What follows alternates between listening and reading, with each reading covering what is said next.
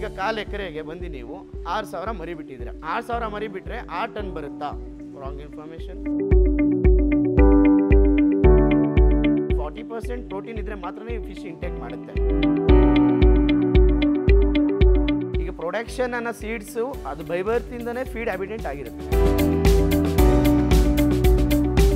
ಈಗ 100ಕ್ಕೆ 120 ಜಾಗದಲ್ಲಿ ತಿಂಗಳಿಗೆ ನಾನು ಹೇಳ್ತೀನಲ್ಲ 1 ಲಕ್ಷ ಲಾಭ ಮಾಡ್ಕೊಬೋದು.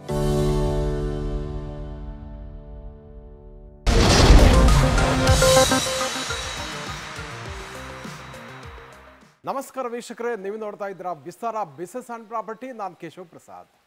ವೀಕ್ಷಕರೇ, ಇವತ್ತಿನ ಈ ವಿಶೇಷ ಎಪಿಸೋಡ್ನಲ್ಲಿ ನಾವು ಬೆಂಗಳೂರಿನ ಕನಕಪುರ ಮುಖ್ಯ ರಸ್ತೆಯಲ್ಲಿರುವ ಮೀನು ಸಾಕಾಣಿಕಾ ಕೇಂದ್ರದ ಮುಂದೆ ಇದ್ವಿ. ವಿಶೇಷವಾಗಿ ಇಲ್ಲಿ ಮುರಲ್ ತಳಿಯ ಮೀನಿನ ತಳಿಗಳನ್ನು ಉತ್ಸಾಹಿ ಯುವಕರಾದ ಚಂದ್ರಶೇಖರ್ ಅವರು ಕಳೆದ ಹಲವು ವರ್ಷಗಳಿಂದ ಸಾಕಾಣಿಕೆ ಮಾಡ್ತಾ ಇದ್ದಾರೆ.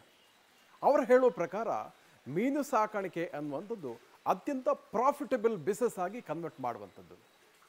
ಸುಮಾರು ಅರ್ಧ ಎಕರೆ ಜಾಗದಲ್ಲಿ 1.5ರಿಂದ 2 ಲಕ್ಷ ರೂಪಾಯಿಗಳ ಲಾಭವನ್ನು ಪ್ರತಿ ತಿಂಗಳು ಪಡಿಬೋದು ಅಂತ ಅವರು ಹೇಳ್ತಾರೆ. ಹಾಗಾದರೆ ಅವರ ಒಂದು ಕಳೆದ 10 ವರ್ಷಗಳ ಅನುಭವದ ಪ್ರಕಾರ ಮೀನು ಸಾಕಾಣಿಕೆ ಮೂಲಕ ಯಾವ ರೀತಿ ಲಾಭವನ್ನು ಪಡಿಬೋದು, ಯಾವ ರೀತಿ ಬಿಸ್ನೆಸ್ಸನ್ನು ಬೆಳಿಬೋದು ಅನ್ನೋದರ ಬಗ್ಗೆ ಇವತ್ತಿನ ಈ ವಿಶೇಷ ಎಪಿಸೋಡ್ನಲ್ಲಿ ನಾವು ತಿಳಿಯೋಣ. ನಮಸ್ಕಾರ, ನನ್ನ ಹೆಸರು ಚಂದ್ರು ಅಂತ. ನಾನು ಮೊರಲ್ ಫಾರ್ಮಿಂಗ್ ಸ್ಟಾರ್ಟ್ ಮಾಡಿದ್ದು ಸುಮಾರು 10 ವರ್ಷದ ಹಿಂದೆ. ಇದಕ್ಕಿಂತ ಮುಂಚೆ ನಾವು ರೆಸಾರ್ಟ್ ಫೀಲ್ಡಲ್ಲಿ ಇದ್ದಿದ್ದು. ನಾವು ರೆಸಾರ್ಟಲ್ಲಿ ಅಡ್ವೆಂಚರ್ ಫೀಲ್ಡಲ್ಲಿ ಇದ್ವಿ. ಸುಮಾರು ರೆಸಾರ್ಟ್ ಅಡ್ವೆಂಚರ್ ಕೂಡ ನಾವು ಡೆವಲಪ್ ಮಾಡಿದ್ವಿ. ಆ ನಂತರ ನಮಗೆ ಸುಮಾರು ಏನೋ ಒಂದು ಡಿಫ್ರೆಂಟಾಗಿ ಮಾಡಬೇಕು ಫ್ಯೂಚರಲ್ಲಿ ಅನಿಸಿದಾಗ ನಮ್ಮ ರೆಸಾರ್ಟ್ ಪಕ್ಕದಲ್ಲಿ ನಮಗೆ 250 ಎಕರೆ ಕೆರೆ ಇತ್ತು, ಒಡೆರಳ್ಳಿ ಕೆರೆ ಅಂತ. ಅದೆಲ್ಲರಿಗೂ ಗೊತ್ತಿರುತ್ತೆ, ಕೇಳಿರ್ತಾರೆ ಬೆಂಗಳೂರಲ್ಲಿರೋರು ಆಲ್ಮೋಸ್ಟು. ಅದರಲ್ಲಿ ನಾವು ಒಂದು ಸತಿ ಏನು ಮಾಡಿದ್ವಿ, ಬೇರೆ ಕೆರೆಗಳಿಗೆ ಹೋಗಿ ಮೀನನ್ನ ತೊಗೊಂಡು ಮಾರ್ಕೆಟ್ಗೆ ಹಾಕೋಕ್ಕೆ ಸ್ಟಾರ್ಟ್ ಮಾಡಿದ್ವಿ. ಈಗ ರೈತರುಗಳ ಹತ್ರ ನಾವು ಖರೀದಿ ಮಾಡಿ ತೊಗೊಂಡೋಗಿ ಹಾಕಿದ್ದು. ಅವಾಗ ಹಾಕಿದಾಗ ಏನು ಮಾಡ್ತು, ಅವತ್ತೊಂದು ದಿವಸಕ್ಕೆ ಮಟ್ಟಕ್ಕೆ ನಮಗೆ 1 ಟನ್ಗೆ 10,000 ರೂಪಾಯಿ ಪ್ರಾಫಿಟಬಲ್ ಸಿಕ್ತಿತ್ತು. ಬೇರೆಯವ್ರು ಮೀನು ತೊಗೊಂಡೋಗಿ ನಮ್ಗೆ 10,000 ರೂಪಾಯಿ ಪ್ರಾಫಿಟ್ ಸಿಕ್ತು ಅಂದಾಗ ನಾವೇ ಯಾಕೆ ಈ ಮೀನು ಬೆಳೆಸಿ ಮಾಡಬಾರ್ದು? ಸೊ ಆ ಥರ ಮೈಂಡ್ ಸೆಟ್ ಬಂದು ನಾನು ಫಿಶ್ ಫೀಲ್ಡ್ಗೆ ಬಂದಿದ್ದಷ್ಟೇ. ಅದು ಬಿಟ್ಟರೆ ಇನ್ನೇನು ಬೇರೆ ಏನೂ ಇಲ್ಲ. ಮತ್ತು ನಾವು ಮೀನು ಫೀಲ್ಡ್ ಸ್ಟಾರ್ಟ್ ಮಾಡೋಕ್ಕಿಂತ ಮುಂಚೆ ನನಗೆ ಸೀರಿಯಸ್ಲಿ ಹೇಳ್ಬೇಕಂದ್ರೆ ನನಗೆ ಬೇಸಿಕ್ ನಾಲೆಜ್ ಕೂಡ ಇರಲಿಲ್ಲ. ಈ pH ಅಂದರೆ ಏನು, ವಾಟ್ರ್ ಕ್ವಾಲಿಟಿ ಅಂದರೆ ಏನು, ವಾಟ್ರ್ ಕ್ವಾಲಿಟಿ ಯಾವ ರೀತಿ ಮೇಂಟೈನ್ ಮಾಡಬೇಕು, ಅದು ನಂಗೆ ಬೇಸಿಕ್ ನಾಲೆಜಲ್ಲಿ ಝೀರೋ. ಈ ಫರ್ಮೆಂಟೇಷನ್ ಏನು, ಈ ಗುಡ್ ಬ್ಯಾಕ್ಟೀರಿಯಾ ಅಂದ್ರೇನು, ಇದೆಲ್ಲ ಕೇಳ್ತಾ ಇದ್ದಾಗ ನನಗೆ ಯಾವುದೋ ಸೈನ್ಸಲ್ಲಿ ಏನೋ ಲ್ಯಾಬಲ್ಲಿ ಲೆಕ್ಚರರ್ ಟೀಚ್ ಮಾಡ್ದಂಗೆ ಇತ್ತು ಒಂದು ಟೈಮಲ್ಲಿ. ಅವಾಗ 10 ವರ್ಷದ ಹಿಂದೆ. ಅವಾಗ ನನ್ನ ಫ್ರೆಂಡ್ ಸ್ನೇಹಿತ ಹೇಳಿದೆ ಹಿಂಗೆ ಮೊರಲ್ ಮಾಡೋಣ ಅಂತ ಹೇಳಿದ್ದು. ಅವಾಗ ಮೊರಲ್ ನಾವು ಸ್ಟಾರ್ಟ್ ಮಾಡಿದ್ವಿ. ಬಟ್ ನಮಗೆ ಕ್ವಾಲಿಟಿಯಾದ ಸೀಡ್ ಸಿಗ್ತಾ ಇರಲಿಲ್ಲ. ಮೇನ್ ಕ್ವಾಲಿಟಿ ಮೀನ್ಸ್ ಏನಂದರೆ, ಈ ಮೊರಲಲ್ಲಿ 2 ವಿಧ ಇದೆ. ಒಂದು ವೈಲ್ಡ್ ಸೀಡ್ಸ್, ಒಂದು ಪ್ರೊಡಕ್ಷನ್ ಸೀಡ್ಸ್, ಮತ್ತು ಫೀಡ್ ಹ್ಯಾಬಿಟೆಂಟ್ ಅಂತ ಇರುತ್ತೆ. ಈಗ ಪ್ರೊಡಕ್ಷನ್ ಅನ್ನೋ ಸೀಡ್ಸು ಅದು ಬೈಬರ್ತಿಂದನೇ ಫೀಡ್ ಹ್ಯಾಬಿಟೆಂಟ್ ಆಗಿರುತ್ತೆ. ಸೊ ಈ ರೀತಿ ಮರಿಗಳು ತೊಗೊಂಡಾಗ ಮಾತ್ರನೇ ಸಕ್ಸಸ್ ಆಗೋಕ್ಕೆ ರೈತರು ಸಾಧ್ಯತೆ. ಅದೇ ವೈಲ್ಡ್ ತೊಗೊಂಡ್ರೆ ಏನಾಗುತ್ತೆ, ಈಗ ಎಕ್ಸಾಂಪಲ್, ಈಗ ಬ್ಯಾಂಕಾಕ್ ಅಲ್ಲಿ ಆ ಸೈಡೆಲ್ಲ ಹುಲಿಗಳು ಸಾಕಿರ್ತಾರೆ, ಅದು ಅವ್ರು ಪೆಟ್ ಥರ ಸಾಕಿರ್ತಾರೆ. ಅದೇ ವೈಲ್ಡ್ ಹುಲಿನ ಸಾಕೋಕ್ಕಾಗತ್ತಾ? ಅದ್ರ ಬಿಹೇವಿಯರ್ ಬೇರೆ ಇರ್ತಾರೆ. ನಥಿಂಗ್ ಬಟ್ ಈ ಮೀನಿನ ಕಂಪ್ಯಾರಿಸನ್ ಹುಲಿಗೂ ಮಾಡಿದ್ದಾರೆ. ಏನಕ್ಕೆ ಅಂದರೆ ಇದು ಒಂದು ಮೀನನ್ನ ಇನ್ನೊಂದು ಮೀನು ತಿಂದಾಕತ್ತೆ. ಸೊ ಕ್ಯಾನಬಿಲಿಸಮ್ ಪ್ರಾಬ್ಲಮ್ ಅಂತಾರೆ ಅದನ್ನ. ಈಗ ಒಂದು ಮೀನು ಇನ್ನೊಂದು ಮೀನು ಅಟ್ಯಾಕ್ ಮಾಡೋಕ್ಕಿದು ಇದು ಹಂಗಲ್ಲ, ಈ ಸಂತತಿನೇ ಇದೇ ತಿನ್ನುತ್ತೆ ಈ ಮೀನಲ್ಲಿ. ಸೊ ಆ ರೀತಿ ಹೇಳ್ಬೇಕಂದ್ರೆ ನೀವು ಯಾವತ್ತಿಗೆ ಬ್ರೀಡಿಂಗ್ ಆಗಿರೋದು, ನೀವು ಅದೇ ಆ್ಯಚರಿಗೆ ಬಂದು ಮರಿ ತೊಗೊಂಡವ್ರು ಮಾತ್ರನೇ ಈ ಫಾರ್ಮಿಂಗಲ್ಲಿ ಸಕ್ಸಸ್ ಆಗೋಕ್ಕೆ ನಿಮ್ಮ ಚಾನ್ಸಸ್ಸು. ನೋಡಿ, ಫಾರ್ಮರ್ಸು ಅರ್ಧ ಎಕರೆಯಲ್ಲಿ, ಈಗ ಎಲ್ಲರ ಹತ್ರನೂ 1 ಎಕರೆ 2 ಎಕರೆ 3 ಎಕರೆ ಇರೋಲ್ಲ. ಸೊ ಅರ್ಧ ಎಕರೆ ಇದ್ರೂ ಕೂಡ ಫಾರ್ಮಿಂಗ್ ನಾವು ಸಕ್ಸಸ್ ಮಾಡ್ಬೋದು. ಮತ್ತು ಅರ್ಧ ಎಕರೆಯಲ್ಲಿ ಎಷ್ಟು ಲಾಭ ಮಾಡ್ಬೋದು ಅಂತ ನೀವು ಕೇಳಿದಾಗ, ಕರೆಕ್ಟಾಗಿ ನಾವು ಅರ್ಧ ಎಕರೆಯಲ್ಲಿ 2 ಪಾಂಡು ಥರ 100/100 ಇಲ್ಲ 100/120 ಆ ರೀತಿಯಲ್ಲಿ ನಾವು ಪ್ರಮಾಣದಲ್ಲಿ ಮಾಡಿಕೊಂಡು ಅದಕ್ಕೆ ಪರ್ಫೆಕ್ಟಾಗಿ ಫಾರ್ಮ್ ಯಾವ ಥರ ಸ್ಲಜ್ ಹೋಗೋದಾಗಲಿ, ಮೀನ್ದು ಸ್ಲಜ್ಜು ಔಟಿಂಗ್ ಹೋಗೋ ಸಿಸ್ಟಮ್ ಆಗಲಿ, ಮತ್ತು ಕರೆಕ್ಟ್ ಮೈಕ್ರೋನ್ ಟಾರ್ಪಲ್ ಹಾಕೋದ್ರಲ್ಲಾಗಲಿ ಇದನ್ನು ಕರೆಕ್ಟಾಗಿ ಹಾಕ್ಕೊಂಡು, ಮತ್ತು ಸೇಫ್ಟಿ ಪರ್ಪಸ್ ಆಗಲಿ ಸೈಡ್ ನೆಟ್ಟು ಮತ್ತು ಬರ್ಡ್ ನೆಟ್ಟು ಇಷ್ಟು ನೀವು ಕಂಪಲ್ಸರಿ ಹಾಕಿ ಅದು ಕನ್ಸ್ಟ್ರಕ್ಷನ್ ಕರೆಕ್ಟಾಗಿ ಮಾಡಿಕೊಂಡ್ರೆ, ಈಗ 100ಕ್ಕೆ 120 ಜಾಗದಲ್ಲಿ ತಿಂಗಳಿಗೆ ನಾನು ಹೇಳ್ತೀನಲ್ಲ 1 ಲಕ್ಷ ಲಾಭ ಮಾಡ್ಕೊಬೋದು. ಯಾವ ರೀತಿ? ಅದಕ್ಕೆ ನೀವು ಬೇರೆಯವ್ರು ಹೇಳ್ತಾರೆ, ಈಗ 1/4 ಎಕರೆಗೆ ನೀವು 30,000 ಬಿಡ್ರಿ, 40,000 ಬಿಡಿ, ಆ ಥರ ಬಿಟ್ಟರೆ ನೀವು 1 ಲಕ್ಷ ಅಲ್ಲ ಮನೇನೂ ಮಾರ್ಕೊಳ್ಳೋ ಪರಿಸ್ಥಿತಿ ಬರುತ್ತೆ. ಆ ಥರ ಮಾಡ್ಕೊಳ್ಳೋಕೆ ಹೋಗ್ಬಾರ್ದು. ಯಾಕಂದರೆ ಒಂದು ಮೀನು 1 kg ಬೆಳಿಬೇಕಂದ್ರೆ 1 kg 200 ಗ್ರಾಮ್ ಫೀಡ್ ಇಂಟೇಕ್ ತೊಗೊಳುತ್ತೆ. ಯಾವುದು ಡಿಪೆಂಡ್ಸ್ ಆನ್ ಸೈಜು. ಈಗ ಇದೇ ಎಕ್ಸಾಂಪಲ್ ಹೇಳ್ತೀನಿ ನೋಡಿ, 2 ಇಂಚ್ ಮರಿ ಬಂದು 1 kg 500 ಗ್ರಾಮ್ ಫೀಡ್ ಇಂಟೇಕ್ ಆದರೆ ಮಾತ್ರನೇ ಅದು 1 kg ಆಗೋಕ್ಕೆ ಸಾಧ್ಯ. ಮತ್ತು ಇದೇ 3 ಇಂಚ್ ಮರಿ ತೊಗೊಂಡ್ರೆ ನೀವು 1 kg 300 ಗ್ರಾಮ್ ಫೀಡ್ ಇಂಟೇಕ್ ತೊಗೊಳುತ್ತೆ. ಬಿಕಾಸ್ ಬಾಡಿ ವೇಟೇ ಚೇಂಜಸ್ ಇರುತ್ತೆ. 2 ಇಂಚ್ ಮರಿ ಬಾಡಿ ವೇಟ್ ಬೇರೆ ಥರ ಇರುತ್ತೆ. 3 ಇಂಚಸ್ ಮರಿ ಬಾಡಿ ವೇಟ್ ಮತ್ತು ಏಜ್ ಡಿಫ್ರೆನ್ಸ್ ಇರುತ್ತೆ, ಇದರಲ್ಲಿ ಅರ್ಥ ಮಾಡ್ಕೊಳ್ಳಿ. ಮತ್ತು 4 ಇಂಚಸ್ ಸೀಡ್ಸು, ಈಗ 4 ಇಂಚಸ್ ಸೀಡ್ಸ್ ಎಷ್ಟಿರುತ್ತೆ ಬಾಡಿ ವೇಟು, ಒಂದು kgಗೆ 100 ಪೀಸ್ ಒಳಗಡೆ ಇರಬೇಕು. ಅದು ಹೈ ಕ್ವಾಲಿಟಿ ಆಫ್ ಸೀಡ್ಸು. ನೀವು 150 ಪೀಸಸ್ಸು 200 ಪೀಸಸ್ ಬರುತ್ತೆ. ಬಾಡಿ ಲೀನ್ ಇರೋ ತೊಗೊಳೋದು ಪ್ಯೂರ್ಲಿ ವೈಟ್. ಬಾಡಿ ವೇಟ್ ಬರೋದು ಪ್ರೊಡಕ್ಷನಿಂದನೇ ಇನಿಷಿಯಲಿಂದನೇ ಫೀಡಿಂಗ್ ಇಂಟೇಕ್ ಮಾಡಿರ್ತಾರೆ. ಸೊ ಫಾರ್ಮರ್ಸ್ ನಾನು ಏನು ಹೇಳೋದಂದರೆ ಕ್ವಾಲಿಟಿ ಆಫ್ ಸೀಡ್ಸ್ ಹಾಕೊಬೇಕು. ಅದಕ್ಕೆ ಈಗ 1/4 ಎಕರೆಗೆ ನೀವು 6,000 ಮರಿ, 5,000ದಿಂದ 6,000 ಮರಿ ಫಸ್ಟ್ ಬಿಡೋರು ನಾನು ಸಜೆಸ್ಟ್ ಮಾಡೋದು. ಯಾಕಂದ್ರೆ ನೀವು ಐಡೆನ್ಸಿಟಿ ಮಾಡಿ ನಾನು ಅರ್ಧ kg ಎತ್ತೀನಿ ಅಂದ್ರೂ 10,000 ಬಿಡ್ಬೋದು. ಬಿಕಾಸ್ ½ kgಯಿಂದನೂ ಈ ಫಿಶಲ್ಲಿ ಮಾರ್ಕೆಟ್ ಇದೆ. ಇನ್ನೊಂದು ಹೇಳ್ತೀನಿ ನೋಡಿ, ಒಂದು ಸತಿ ನಾವು ಫಾರ್ಮರ್ಸ್ಗೆ ಬಂದು ಬೈಬ್ಯಾಕ್ ಮಾಡಿದ್ರೆ ಎಂಟೈರ್ ಪಾಂಡ್ ಕ್ಲಿಯರೆನ್ಸ್ ಆಗೋ ಗಂಟನೂ ನಾವೇ ಬೈಬ್ಯಾಕ್ ಮಾಡ್ತೀವಿ. ಆ್ಯಂಡ್ ಮೇನ್ ಥಿಂಗ್ ಹೆಂಗೆ ನಿಮಗೆ ಪ್ರಾಫಿಟಬಲ್ ಬರುತ್ತೆ ಅಂತ ಹೇಳ್ತೀನಿ ನೋಡಿ.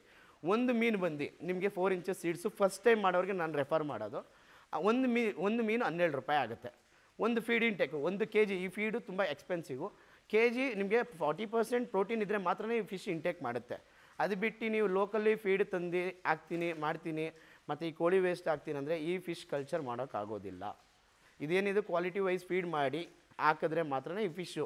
ಮತ್ತು ವಾಟರ್ ಕ್ವಾಲಿಟಿ ಮ್ಯಾನೇಜ್ಮೆಂಟ್ ಮೇಯ್ನ್ ಹೇಳ್ತೀನಿ ಕೇಳಿ.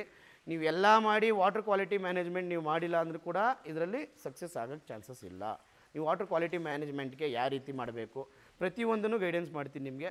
ಒಂದು ಸತಿ ನೀವು ಬಂದು ಫಾರ್ಮ್ ವಿಸಿಟ್ ಮಾಡಿ. ದಯವಿಟ್ಟು ಎಲ್ಲ ಫೋನಲ್ಲೇ ಕೇಳಿ, ನನಗೆ ಕಲ್ಚರ್ನ ಕಲ್ತ್ಕೊಳ್ಳೋಕೆ ಹೋಗ್ಬೇಡಿ. ಎಲ್ಲ ಫೋನಲ್ಲೇ ಕಲಿಯೋಂಗಿದೆ. ಯಾವ್ದಾರ ಬುಕ್ಕು ಯೂಟ್ಯೂಬಲ್ಲಿ ನೋಡ್ಕೊಂಡು ಕಲ್ತ್ಕೊಳ್ಳಿ. ಬೇಜಾರು ಮಾಡ್ಕೊಬೇಡಿ ಹಿಂಗೆ ಹೇಳ್ತೀನಿ ಅಂತ ನಾನು. ಯಾಕಂದರೆ ನಾವು ಫೋನ್ ಕಾಲ್ಸ್ಗಳು ಅಟೆಂಡ್ ಮಾಡಿ ನಮಗೂ ಬೇಜಾರಾಗಿದೆ. ನೀವು ಡೈರೆಕ್ಟ್ ಫಾರ್ಮ್ ಬಂದಾಗ ನಿಮಗೆ ಆದಂಥ ಟೈಮ್ ಕೊಟ್ಟು ನಾವು ಫಾರ್ಮಿಂಗ್ ಹೇಳ್ಕೊಡ್ತೀವಿ ಮತ್ತು ಪ್ರಾಕ್ಟಿಕಲಾಗಿ ಹೇಳ್ಕೊಡ್ತೀವಿ. ಅದಕ್ಕೆ ಯಾವುದೇ ರೀತಿಯೂ ಚಾರ್ಜಸ್ ಇರೋಲ್ಲ. ಫಸ್ಟು ನೀವು ಫಾರ್ಮಿಂಗ್ ಕಲೀರಿ, ನಂತರ ಏನು ತೊಗೊಬೇಕು ನಾವು ತೊಗೊತೀವಿ. ಮತ್ತು ನಾನು ಹೇಳೋದೇನೆಂದರೆ, ಈಗ 1/4 ಎಕರೆಗೆ ನೀವು 4 ಇಂಚ್ ಮರಿ ಬಿಟ್ಟರೆ ಅದಕ್ಕೆ ನೀವು ಯಾವ ಸ್ಟೇಜಸ್ ಆಫ್ ಫೀಡ್ ಹಾಕಬೇಕು. ಒಂದು ಅಂದರೆ ಎಷ್ಟೆಷ್ಟು ಬಾಡಿ ವೇಟ್ ಮೇಲೆ ಎಷ್ಟೆಷ್ಟು ಪರ್ಸೆಂಟೇಜ್ ಆಫ್ ಫೀಡ್ ಹಾಕಬೇಕು ಅದನ್ನು ನಾವು ಫೀಡ್ ಚಾರ್ಟ್ ಮುಖಾಂತರ ನಿಮ್ಗೆ ಕೊಡ್ತೀವಿ. ಎರಡನೇದು ನಿಮಗೆ ಮತ್ತು 4 ಇಂಚ್ ಮರಿ ತೊಗೊಂಡ್ರೆ 1 kg ಫೀಡ್ ಎಷ್ಟಾಗುತ್ತೆ, ಎಷ್ಟೋ ರೈತರಿಗೆ 1 kg ಫೀಡ್ ಬಂದು 94 ರೂಪಾಯಿ ಆಗುತ್ತೆ. ಸೊ 94 ಪ್ಲಸ್ ಒಂದು ಮರಿ ರೇಟು 12 ರೂಪಾಯಿ ಎಷ್ಟಾಯಿತು. ಮತ್ತು ಅದು ಪ್ಲಸ್ ಪ್ರತಿಯೊಂದು ಮೀನಿಗೆ ಕೂಡ ಕ್ಯಾಲ್ಕುಲೇಷನ್ ಹಾಕಬೇಕು. ಲೇಬರ್ ಎಷ್ಟು ವೇಜಸ್ ಆಯಿತು, ಒಂದು ಲೇಬರ್ ಬಂದು 10 ರೂಪಾಯಿ ಚಾರ್ಜಸ್ಸು ಒಂದು ಮೀನಿಗೆ ಲೆಕ್ಕ ಹಾಕ್ಕೋಬೇಕು. ಮತ್ತು ಪ್ಲಸ್ ಮೆಡಿಸನ್ ಚಾರ್ಜಸ್ಸು, ಆ ಮೀನಿಗೆ ಟೋಟಲ್ ಈಲ್ಡ್ ಕಲ್ಚರ್ಗೆ ಎಷ್ಟು ಮೆಡಿಸನ್ ಆಗುತ್ತೆ ಅದು 1 kg ಮೀನಿಗೆ 10 ರೂಪಾಯಿ ಹಂಗೆ ಲೆಕ್ಕ ಹಾಕ್ಕೊಳ್ಳಿ.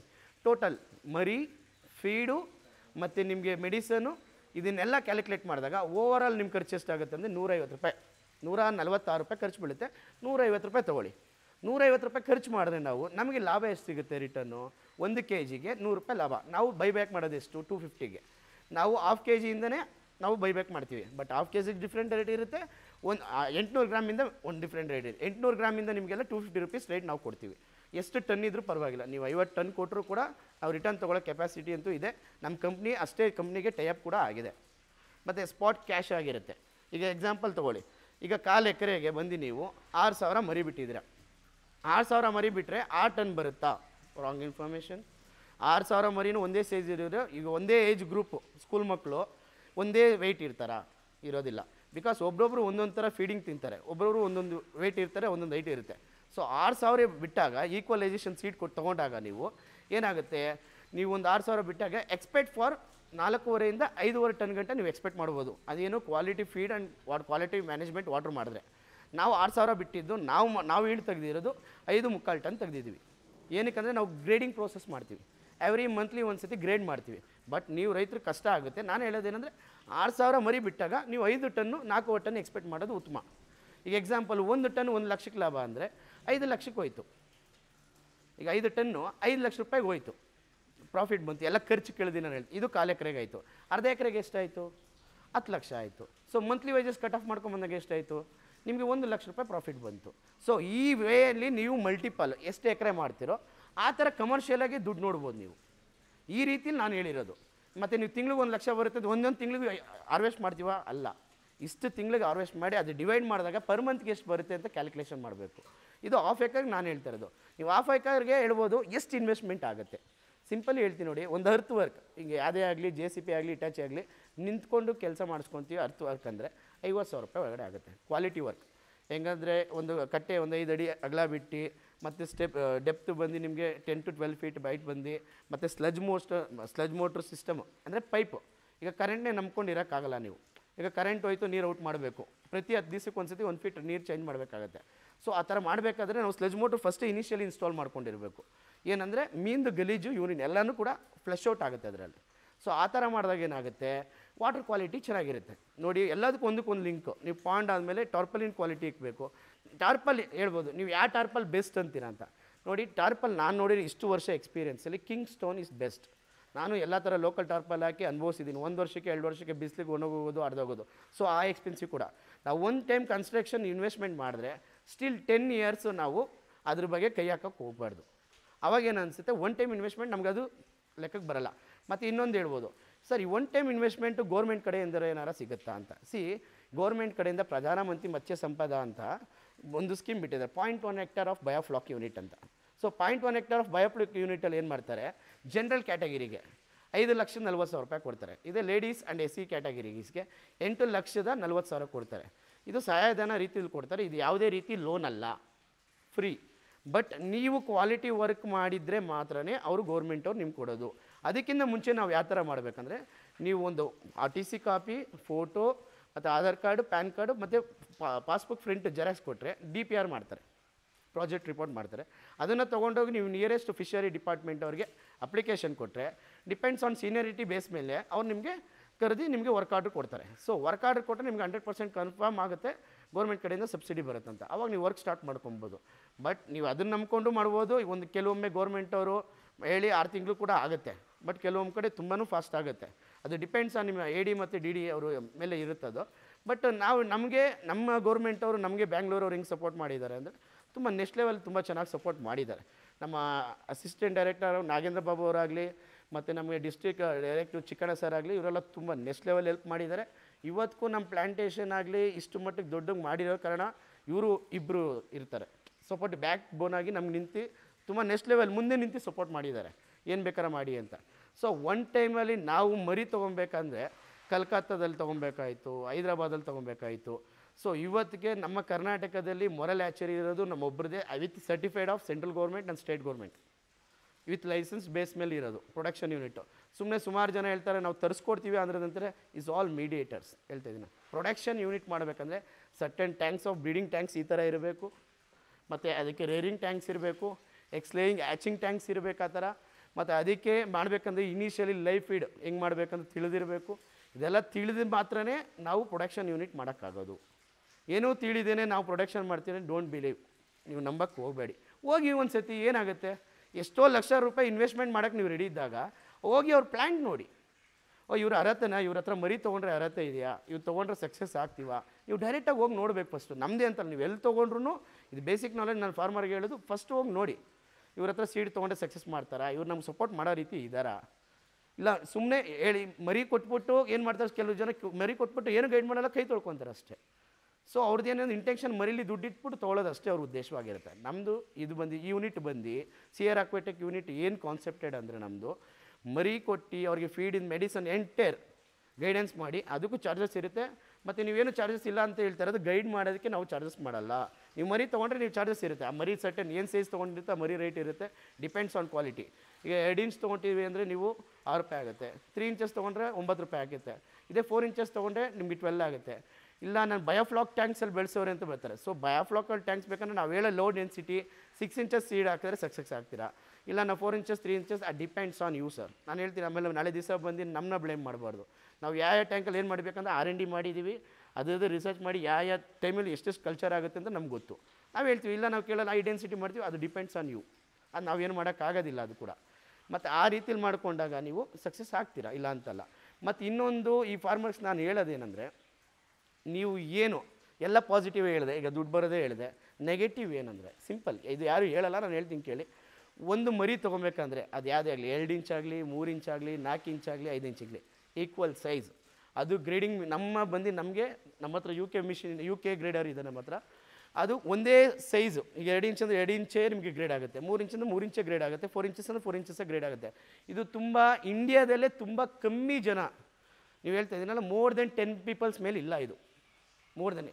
ಇದು ನಮ್ಮ ಕರ್ನಾಟಕದಲ್ಲಿ ಇವತ್ತಿಗೆ ಈ ಗ್ರೇಡಿಂಗ್ ಮಿಷಿನ್ ಇದೆ, ಬೇಕಾದ್ರೆ ನೀವು ಚೆಕ್ ಮಾಡ್ಬೋದು. ಎಲ್ಲಿ ಬೇಕಾದರೂ ಚೆಕ್ ಮಾಡ್ಬಿಟ್ಟು ನಮ್ಮ ಹತ್ರ ಇದರಿಂದ ಬೇಕಾದ್ರೆ ನಾನು ಹೇಳ್ತೀನಿ. ಇದು ನಾವು UK ಇಂದ ತರಿಸಿರೋ ಗ್ರೇಡಿಂಗ್ ಮಿಷಿನ್ ಇದು. ಇದರಲ್ಲಿ ನಿಮ್ಗೆ ಅಡ್ವಾಂಟೇಜಸ್ ಏನು ಬರುತ್ತೆ ಅಂದರೆ quality of seed, equal quality. So equal ತೊಗೊಂಡಾಗ ಏನಾಗುತ್ತೆ ನಿಮಗೆ ಒಂದಕ್ಕೊಂದು ಮೀನು ತಿನ್ನೋಕ್ಕೆ ಚಾನ್ಸಸ್ ಇರಲ್ಲ. ನೀವು 2 ಇಂಚು 3 ಇಂಚು 4 ಇಂಚು ಎಲ್ಲ ಮಿಕ್ಸ್ ಮಾಡಿದಾಗ ಏನಾಗುತ್ತೆ 5 ಇಂಚಸ್ ಬಂದು 2 ಇಂಚಸ್ ಅಟ್ಯಾಕ್ ಮಾಡುತ್ತೆ. ಸೊ ಇದು ಕೂಡ ನೀವು ಫಾರ್ಮಿಂಗ್ಗೆ ರಾಂಗ್ ಗೈಡೆನ್ಸ್ ಆಗುತ್ತೆ. ಸೊ ನಾನು ಹೇಳೋದಂದರೆ ರೈತರು ಮೇಯ್ನ್ ಎಚ್ಚರಿಕೆ ಪಡಬೇಕಾಗಿರೋದು, ನೀವು ಮಾಡೋ ಪಾಂಡ್ ಕನ್ಸ್ಟ್ರಕ್ಷನ್ ಕರೆಕ್ಟಾಗಿರಬೇಕು, ಸೈಂಟಿಫಿಕ್ ಆಗಿರಬೇಕು. ಕರೆಕ್ಟಾಗಿರೋದಕ್ಕಿಂತ ಆ ಮೀನಿಗೆ ಯಾವ ರೀತಿ ಬೇಕು, ಮೀನು ಔಟಿಂಗ್ ಯಾವ ಥರ ಇರಬೇಕು, ಪ್ರತಿಯೊಂದು ಅದನ್ನೆಲ್ಲ ನಾನು ಡ್ರಾಯಿಂಗ್ ಕೊಡ್ತೀನಿ. ಬೇಕಾದ್ರೆ ನಿಮಗೆ ನೀವೇ ಮಾಡಿಸ್ಕೊತೀರ ಅಂದ್ರೂ ರೆಡಿ.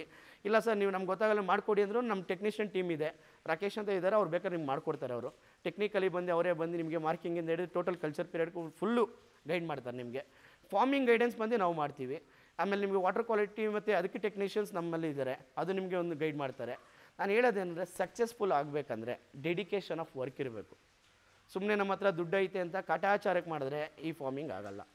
ಇದಕ್ಕೆ ಅಂದರೆ ಮಿನಿಮಮ್ ಟು ಮಿನಿಮಮ್ ಹೇಳ್ತೀನಲ್ಲ, ನೀವು ಮ್ಯಾಕ್ಸಿಮಮ್ ಅಂದರೆ ಪರ್ ಡೇಗೆ 3 ಅವರ್ಸ್ ಟೈಮಿಂಗ್ ಆದರೂ ಕೊಡಲೇಬೇಕು, ಮಾರ್ನಿಂಗ್, ಆಫ್ಟರ್ನೂನ್, ಈವ್ನಿಂಗ್. ಮತ್ತು ನೀವು ಹೇಳ್ತೀನಲ್ಲ ಈ quality of seeds find out ಹೆಂಗೆ ಮಾಡೋದು ಸರ್ ಅಂದರೆ, ಒಂದು ಟ್ಯಾಂಕ್ ಹತ್ರ ಹೋದಾಗ ಮರಿ ಆ ಮನುಷ್ಯನ ನೋಡಿ ಎದ್ರುಕೊಂಡು ಹೋಗ್ಬಾರ್ದು, ಹತ್ರಕ್ಕೆ ಬರಬೇಕು ಮತ್ತು ಫೀಡ್ ತಿನ್ಬೇಕು 100%. First point. ಆ್ಯಂಡ್ ಅದು ಕ್ವಾಲಿಟಿ ಬಗ್ಗೆ ನಾನು ಹೇಳ್ತಾ ಇರೋದು. ಆ್ಯಂಡ್ ಕ್ವಾಂಟಿಟಿ ಹೆಂಗೆ ಫೈಂಡ್ ಔಟ್ ಮಾಡೋದು, ಇದರಲ್ಲಿ ಮೋಸ್ಟ್ 100% 95% ಫೇಕ್.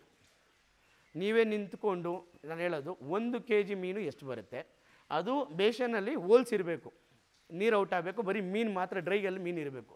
ಕೌಂಟಿಂಗ್ ಮಾಡಿದಾಗ ನೀವು ಹೇಳ್ತಾ ಇದ್ದೀನಲ್ಲ ಈಕ್ವಲೈಸೇಷನ್ ತೊಗೊಬೇಕು. ಏನಕ್ಕೆ ಈಕ್ವಲೈಸೇಷನ್ ತೊಗೊಂಡ್ರೆ ಕೌಂಟಿಂಗ್ ಅಕ್ಯುರೇಸಿ ಬರುತ್ತೆ. ನಿಮಗೆ ಈ ಸೈಜು ವೇರಿಯೇಷನ್ 2 ಇಂಚಸ್ 5 ಇಂಚಸ್ ಎಲ್ಲ ಮಿಕ್ಸಿಂಗ್ ಇದ್ದಾಗ ನಿಮಗೆ ಕ್ವಾಲಿಟಿಲಿ ನಿಮ್ಗೆ ಅಷ್ಟು ಕ್ಲಾರಿಟಿ ಇರಲ್ಲ, ಮತ್ತು ಅಷ್ಟು ಅಕ್ಯುರೇಸಿ ಕೂಡ ಇರಲ್ಲ. ಅದು ಒಂದು. ಮತ್ತು ಮೀನು ಮರಿ ಹಾಕೋ ಟೈಮಲ್ಲಿ ನೀರು ಎಕ್ಸ್ಟ್ರಾ ಹಾಕೋದು, ಆ ಥರ ಮಾಡಿ ಮೀನುಗಳ್ನ ನಿಮ್ಗೆ 10,000 ಹೇಳಿದ್ರೆ 8,000 ಕೊಟ್ಟಿರ್ತಾರೆ. ಸೊ ನೀವು 10,000 ಅಂದ್ಕೊಂಡು ಏನು ಮಾಡ್ತೀರಾ, ಬ್ಲೈಂಡ್ ಫೀಡಿಂಗ್ ಆಗ್ತಾ ಇರ್ತೀರ, 10,000 ಮರಿಗೆ ಆಗ್ತಾ ಇರ್ತೀರಾ. ಬಟ್ ನಿಮ್ಗೆ ಅಲ್ಲೂ ಒಂದು ಕಡೆ ಲಾಸ್ ಆಗುತ್ತೆ, ಅಂದರೆ 2 ಟನ್ ಎಕ್ಸ್ಟ್ರಾ ಹಾಕಿರ್ತಾರೆ. ಸೊ ನಾನು ಹೇಳೋದೇನೆಂದರೆ ಒಂದು ಕ್ವಾಲಿಟಿನ ಚೆಕ್ ಮಾಡಬೇಕು, ಒಂದು ಕ್ವಾಂಟಿಟಿ ಚೆಕ್ ಮಾಡಬೇಕು, ಅದಾದಮೇಲೆ ಫೀಡ್ ಮ್ಯಾನೇಜ್ಮೆಂಟ್ ಯಾವ ಥರ ಮಾಡಬೇಕು. ಯಾವ ಥರ ಯಾವ ಟೈಮಿಂಗ್ಸ್ಗೆ ಹಾಕಿದ್ರೆ ಉತ್ತಮ. ನಾನು ಹೇಳೋದು ಸನ್ಲೈಟ್ ಬಂದ ಮೇಲೆ ಹಾಕಿದ್ರೇ ಉತ್ತಮ. ಒಂದು ಮಾರ್ನಿಂಗ್ ಫೀಡಿಂಗ್ 9 ಗಂಟೆ, ಆಫ್ಟರ್ನೂನ್ ಫೀಡಿಂಗ್ 1 ಗಂಟೆ, ಈವ್ನಿಂಗ್ ಫೀಡಿಂಗ್ ಒಂದು 6 o'clock ಬಿಫೋರ್ ಹಾಕ್ಕೊಂಡ್ರೆ ನಿಮ್ಗೆ ಆರಾಮಾಗಿ ಮಾಡ್ಕೊಂಡು ಹೋಗ್ಬೋದು. ಈ 3 ಅವರ್ ಡೈಲಿ ಟೈಮಿಂಗ್ಸ್ ಕೊಟ್ಟರೆ ಸಾಕು. ಇಲ್ಲ ಕೆಲವರು ನಾನು ಎಂಪ್ಲಾಯೀಸ್ ತಿಕ್ಕೊಂಡು ಮಾಡ್ತೀನಿ ಅಂದವ್ರಿಗೆ ಅವ್ರಿಗೆ ನಾನೇನು ಸಜೆಸ್ಟ್ ಮಾಡ್ತೀನಿ ಅಂದರೆ CCTV ಕ್ಯಾಮ್ರಾಸ್ ಹಾಕ್ಸಿರ್ತೀರ ಬಯೋಸೆಕ್ಯೂರಿಟಿ ಪರ್ಪಸ್ಸು, ಅದನ್ನು ನೀವು ಟೈಮಿಂಗ್ ನೋಡ್ಕೊಂಡು ಅಲಾರಾಮ್ ಫಿಕ್ಸ್ ಮಾಡ್ಕೊಂಡಿರಿ. ಆ ಟೈಮಿಂಗ್ಸ್ ಅಲಾರಾಮ್ ಬಂದಾಗ ನೀವು ಎಂಪ್ಲಾಯ್ ಫೋನ್ ಮಾಡ್ಬಿಟ್ಟು ಫೀಡ್ ಹಾಕಿದ್ದೀನಪ್ಪ ವೀಡಿಯೋ ತೋರಿಸು. ಸೊ ಈ ಥರ ಡೆಡಿಕೇಶನಾಗಿ ಮಾಡ್ಕೊಂಡು ಹೋದರೆ ಮಾತ್ರ ನೀವು ಅರ್ಧ ಎಕರೆಯಲ್ಲಿ 1 ಲಕ್ಷದಿಂದ 2 ಲಕ್ಷ ತೆಗಿಯೋಕ್ಕೆ ಸಾಧ್ಯ. ಅದು ಬಿಟ್ಟು ನೀವು ಡೆಡಿಕೇಶನ್ ವರ್ಕ್ ಇಲ್ಲದೆ ನಾನು ಮೀನು ಬಿಟ್ಟೆ, ನಾನು ಫೀಡ್ ತಂದೆ, ನಾನು ಮಾಡಿದೆ, ಅವರು ಬರಲಿಲ್ಲ ಅಂದರೆ ಸೊ ವಾಟರ್ ಕ್ವಾಲಿಟಿ ಮ್ಯಾನೇಜ್ಮೆಂಟ್ ಏನಂತ ಗೊತ್ತಿರಲ್ಲ, ಅವ್ರು ಹೇಳಿರಲ್ಲ. ಸೊ ಈ ವೇಲಿ ಸುಮ್ಮನೆ ದುಡ್ಡು ಐತೆ ಹಾಕೋದಲ್ಲ, ಹಾಕಿದ್ಮೇಲೆ ರಿಟರ್ನ್ ತೆಗಿಯೋರು ಆ ಥರ ಇಂಟ್ರೆಸ್ಟ್ ಕ್ಯಾಂಡಿಡೇಟ್ಸ್ ಇದ್ದರೆ ಬೇಕಾದ್ರೆ ಬನ್ನಿ. ಆಲ್ ಓವರ್ ಇಂಡಿಯಾ ನಾವು ಸಪೋರ್ಟ್ ಮಾಡ್ತೀವಿ, ಬರೀ ಕರ್ನಾಟಕಲ್ಲ, ಆಲ್ ಓವರ್ ಇಂಡಿಯಾ ಎಂಟೈರ್ ನಾವು ಸಪೋರ್ಟ್ ಮಾಡ್ತೀವಿ. ನಮ್ಮದು ಉತ್ಪಾದನೆ ಕೇಂದ್ರ ಬಂದು ನಮಗೆ ಸರ್ಟಿಫೈಡ್ ಬಂದು ಕರ್ನಾಟಕ ಗೌರ್ಮೆಂಟಿಂದ ಆಗಿರೋದು, ಮತ್ತು ಸೆಂಟ್ರಲೈಸ್ ಸರ್ಟಿಫಿಕೇಟ್ ಆಗಿರೋದು ನಮ್ಮದು. ನಾವು ಪ್ರೊಡಕ್ಷನ್ ಕಲ್ತಿರೋದು ಬಂದು ನಾವು ಸೆಂಟ್ರಲೈಸ್ಡಿಂದ ಕಲ್ತಿರೋದು, ಗೌರ್ಮೆಂಟಿಂದ ಕಲ್ತ್ಕೊಂಡಿರೋದು. ಭುವನೇಶ್ವರದಲ್ಲಿ ಕಲ್ತಿರೋದು ನಾವು. ನಮ್ಮ ಗುರುಗಳು ಬಂದು ರಾಜೇಶ್ ಸರ್ ಅಂತ ಇದ್ದಾರೆ ನಮಗೆ, ಅವರು ಶಿಷ್ಯನಾಗಿ ಕಲ್ತಿದ್ದು. ಮತ್ತು ನಮ್ಮ ಹನೀಫ್ ಅವರು ಇದ್ದಾರೆ ತಮಿಳ್ನಾಡಲ್ಲಿ, ಅವ್ರ ಹತ್ರನೂ ಟ್ರೈನ್ಡಾಗಿ ಕಲ್ತಿರೋದು. ಇದು ಸುಮಾರು ಈ ವರ್ಷದಿಂದ ಅಲ್ಲ, ಇದು ಸುಮಾರು ನಾನು ಕಲ್ತಿರೋದು 7 ವರ್ಷ ಆಗಿದೆ. ಬಟ್ ನಾನು ಫಿಶ್ ಫೀಲ್ಡ್ ಕಲ್ಚರ್ಗೆ ಬಂದು 10 ವರ್ಷ ಆಯಿತು. 10 ವರ್ಷದಿಂದ ನಾನು ಫಿಶ್ ಫಾರ್ಮಿಂಗ್ ಮಾಡ್ತಿದ್ದೆ. ಫಸ್ಟು ಫಾರ್ಮರ್ ಕಮ್ಮಿ, ಆಮೇಲೆ ಪ್ರೊಡಕ್ಷನ್ ಯೂನಿಟ್ ಕಲ್ತು ಇವತ್ತಿಗೆ ಇರೋದು. ಮತ್ತು ನೀವು ಮೀನು ಮಾಡಿದ್ರೆ ನಿಮಗೆ ಇಷ್ಟು ಟನ್ ಯಾರು ಎತ್ಕೊತಾರೆ ಅಂದರೆ ಅದಕ್ಕೆ ಯಾವುದೇ ರೀತಿ ನೀವು ಡೌಟ್ ಬೀಳೋ ಅವಶ್ಯಕತೆ ಇಲ್ಲ. ನಮ್ಮ ಕಂಪ್ನಿ ಕಡೆಯಿಂದನೇ ಬಂದು ಟೋಟಲ್ ಫಿಶ್ ಎಷ್ಟೇ ಇದ್ರೂ ಕೂಡ ಬೈಬ್ಯಾಕ್ ಮಾಡ್ತೀವಿ. ಅದು ಒಂದು ಪಾಂಡಲ್ಲಿ 6 ಟನ್ನೇ ಇರ್ಬೋದು, 10 ಟನ್ನೇ ಇರ್ಬೋದು. ಸಿಂಗಲ್ ಕ್ಲಿಯರೆನ್ಸ್ ಅಂದರೆ ಮೀನ್ಸ್ ಒಂದು ಸತಿ ಹಾರ್ವೆಸ್ಟ್ ಮಾಡೋಕ್ಕೆ ಸ್ಟಾರ್ಟ್ ಮಾಡಿದೆ, ಆ ಪಾಂಡ್ ಕ್ಲಿಯರೆನ್ಸ್ ಆಗೋಗಂಟ ನಮ್ಮ ಮ್ಯಾನೇಜರ್ ಯಾರು ಇರ್ತಾರೋ ಅವ್ರು ಬಂದು ಅದು ಕ್ಲಿಯರೆನ್ಸ್ ಆಗೋಗಂಟ ಯಾರೂ ನಿಮಗೆ ತಲೆ ಕೆಡಿಸ್ಕೊಳ್ಳೋಂಥ ಪರಿಸ್ಥಿತಿ ಇರೋದಿಲ್ಲ. ಗ್ರಾಹಕರು ಬಂದು ನಾವು ಈ ಫಿಶ್ನ ಏನು ಮಾಡ್ತೀವಿ ಅಂದರೆ ನಾವು ತೊಗೊಂಡೋಗಿ ಸರ್ಟನ್ ಕಂಪ್ನೀಸ್ ಕೊಡ್ತೀವಿ. ಆ ಕಂಪ್ನಿ ಕಡೆಯಿಂದ ಮಾರ್ಕೆಟ್ ಡಿಸ್ಟ್ರಿಬ್ಯೂಟ್ ಆಗುತ್ತೆ, ಮಾರ್ಕೆಟ್ ಕಡೆಯಿಂದ ಮತ್ತೆ ಎಲ್ಲ ಅಂಗಡಿಗಳಿಗೂ ಡಿಸ್ಟ್ರಿಬ್ಯೂಟ್ ಆಗುತ್ತೆ.